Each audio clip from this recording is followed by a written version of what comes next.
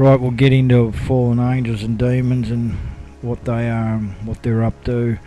The book of Hebrews in the Bible says, "Be not forgetful to entertain strangers, for thereby some have entertained angels unawares." Well, that means they look just like us. In the book of Genesis, the first book of the Bible, chapter 6, it says that the sons of God saw the daughters of man, that they were fair, and they took them wives of all which they chose. Now the sons of God are the angels, the daughters of the man were the human women. In verse 4 it says, "There were giants in the earth in those days, and also after that, when the sons of God, the angels, came in unto the daughters of man, and they bare children to them. The same became mighty men which are of old, men of renown." So they crossbred, the angels crossbred with the human women and bore great giants and great mighty men, full of supernatural signs and wonders.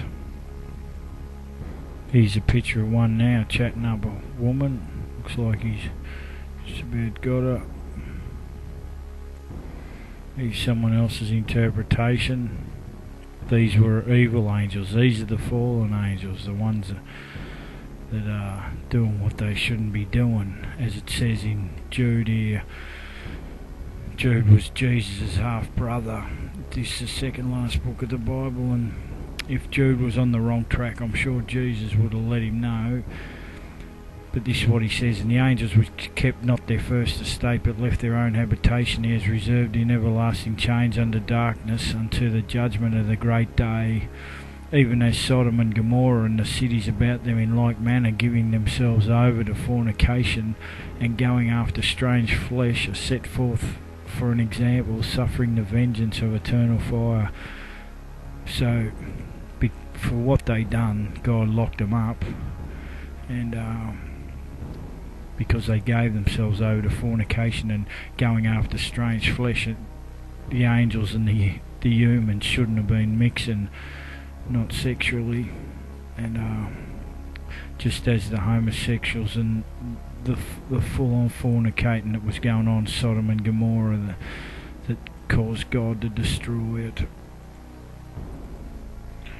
Right, in the book of Numbers, this is talking about when Moses sent the 10 spies in to spy out the promised land, and they came back freaked out, and they brought up an evil report of the land which they had searched unto the children of Israel, saying, "The land through which we have gone to search it is a land that eateth up the inhabitants thereof, and all the people that we saw in it are men of great stature. And there we saw the giants, the sons of Anak, which come of the giants, and we were in our own sight grasshoppers, and so we were in their sight." So they freaked right out. You got the story of David and Goliath, where Goliath was... Everyone knows the story. David, the little shepherd boy, conked him with a stone, fair in his noggin, and chopped his head off. Saved the day for Israel. Here's a bit about Goliath and his size. In the book of Samuel, the Philistines' army's champion came out of their camp. His name was Goliath from Gath. He was 10 feet tall.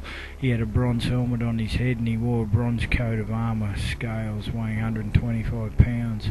On his legs he had bronze shin guards, and on his back a bronze javelin. The shaft of his spear was like the beam used by weavers. The head of his spear was made of 15 pounds of iron. The man who carried his shield walked ahead of him. Here's a bit more of the giants in the Bible. In Deuteronomy, talks about King Og of Bashan. He was of the Rephaim, another mob of giants, Nephilim. It says his bed was made of iron, more than 13 feet long and 6 foot wide. In Samuel, talks about a fellow that slew the brother of Goliath, the Gittite. He had a spear, it was like a weaver's beam too. And more in Samuel.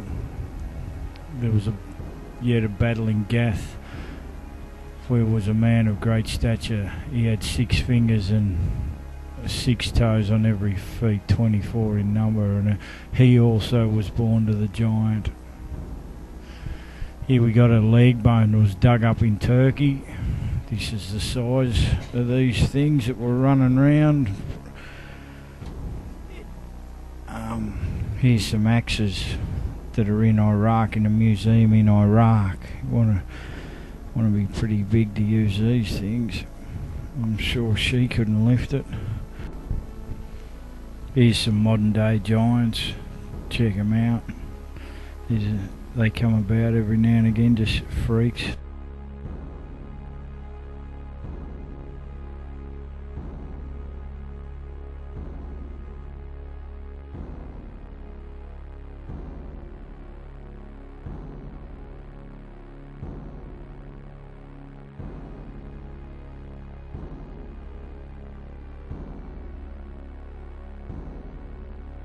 Here's one that was found in an Irish peat bog.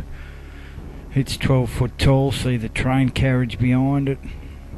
The fella that found it took it on show and was showing it round Ireland everywhere, and then the bloke that owned the property he got it off, they had a blue over who actually owned it, and it went missing.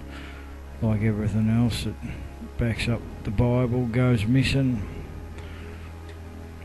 Here's a bit of a thing here on the sizes. That's a 6 footer down the bottom left corner, up to 36 foot. They're digging up graves that are 6 and 7 metres tall. The Russians are in Saudi Arabia and they're finding them, and they found one, and this is a fake actually, but when they found it, this went round on the internet and saying this was the giant they found, but it's not, it's a fake. But this one here on the left, this is the picture, and on the right, I don't know if it's real or not, but the one on the left is. Right, if we go back to Genesis 6, where it says there were giants in the earth in those days, and also after that, when the sons of God came into the daughters of man, we go to the Hebrew meaning of giants. It's Nephilim, which means it's basically to fall in a great variety of applications. You've got cast down, out, die, divide, away, down, fugitive, words like this: lie down, perish, rot, slay, smite. A real bad word. That's what they call these crossbreeds between the angels and man, because they should never have been, and they're an abomination. They're an abomination in God's eyes. Then you've got these skulls here that are in South America. They're on display in museums. You can, they're out there, and they're pretty easy to come across, but you never hear of them because they're always sticking in your face stuff they dig up that say they're millions of years old, the missing link, and rah rah rah. But again, they won't support any evidence that backs the Bible. It goes missing.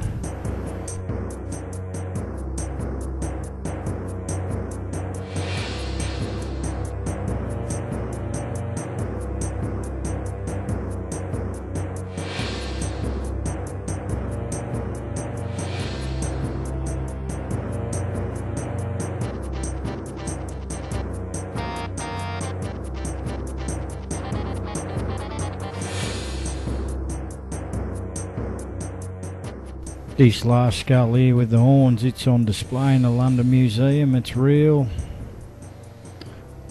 You can go and check that out if you ever go to London.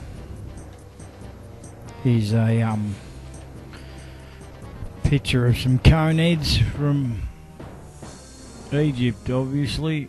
They got either humans, they're either giants with humans sitting on their lap, or they're just, it's a weird picture. I don't know what it means. You can check out any of this stuff. It's all easy to find. The hardest thing is because there's so much crap out there, discerning what's right and what's wrong. That's the hard bit. But I urge you to look into it yourself. Don't believe anything I'm saying. You check it out yourself, and then you'll know for sure. Here you got it, the pyramids, they're so freaky.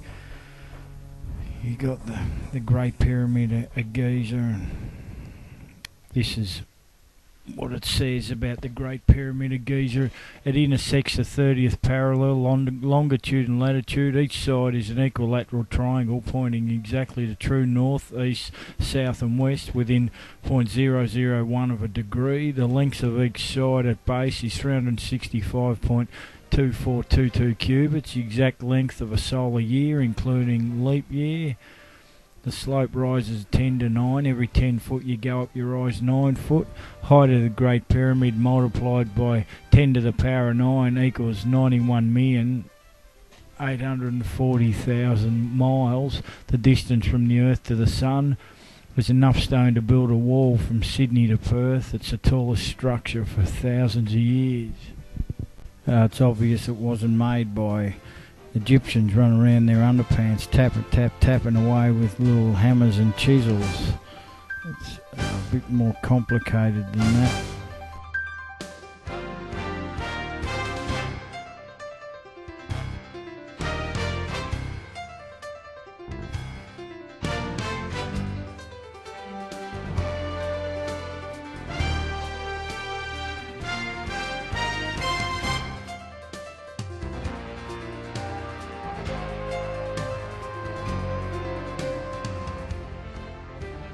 There's been no evidence to support the suggestion that the Great Pyramid was a tomb. There's been watermarks found on the sides of the Great Pyramid at a level 400 feet higher than the Nile River is today, and deposits of sea salt were found inside the pyramid. The salt deposits were several inches thick in some places inside the pyramid. Silt sediments rising to 14 feet around the base of the pyramid contain many seashells and fossils. These sediments could have been deposited in such great quantities but only by major sea flooding, so it's obvious the pyramids were underwater, and it says Noah's flood, the whole world was underwater, and here's some evidence that Tasmania was underwater.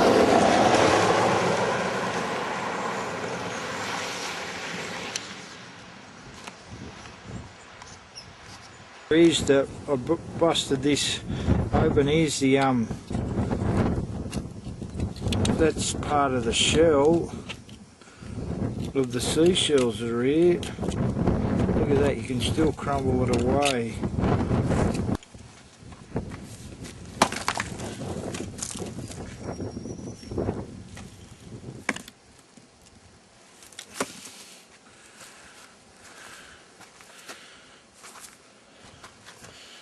Here's a little one here.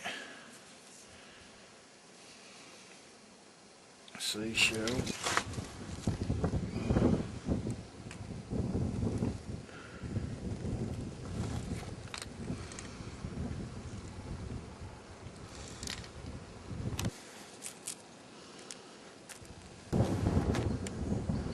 It runs all the way up right on the edge.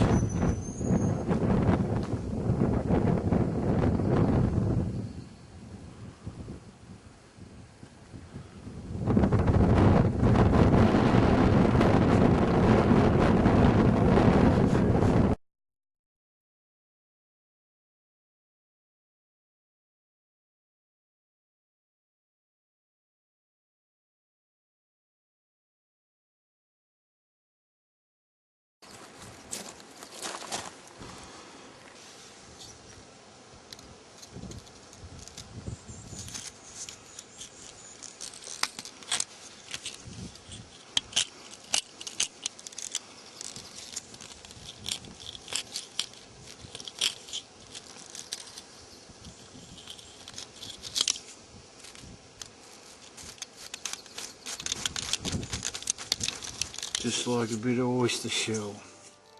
All that was filmed up the back of Ringarooma up behind Mount Victoria, about 600 metres above sea level in northeast Tasmania. Here we have a picture of the Sphinx. Looks like water erosion around it too. Another picture there. If the pyramids have been underwater, well, these things have been underwater too. Then we got a weird picture of three men.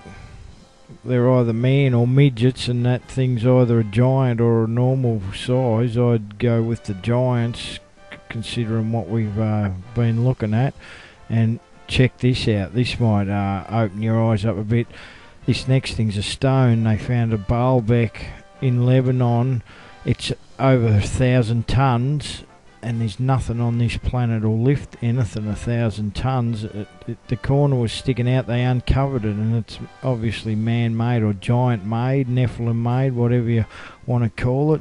Here's a temple over there, Baalbek. The next one, look at the size of the stones at the foundation of that, 800 tons. There's nothing that'll lift that sort of stuff. And then you see man's puny efforts on top there to try and patch up the wall. You even got a round one over there on the right. They must have got on the grog that day. I don't know what's going on there. Here's another picture of it. More of the foundation. These massive, massive, great stones that and they're so, neatly sort of stacked. Here's some more. No one knows how they got there, so you never hear about it. They just pump you full of whatever they want you to believe and just say, well, that's in the too hard basket, we won't worry about that. Just like the great statues at Easter Island. These things are massive and no one knows how they got there or what they're doing there. They're a mystery, and they just, just keep going to work, coming home, watching Home and Away, and then maybe if you're lucky you go to McDonald's for a Happy Meal. This is the way we're living our life, and we just